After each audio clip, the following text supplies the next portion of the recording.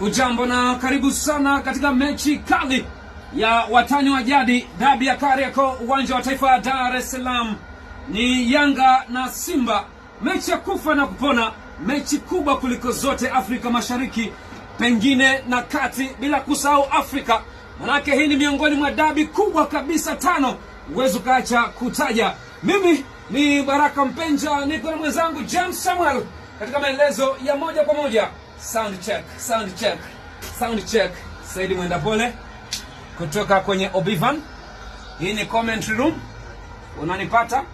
Unanipata Saidi Mwenda Pole? Okay, commentary. Okay.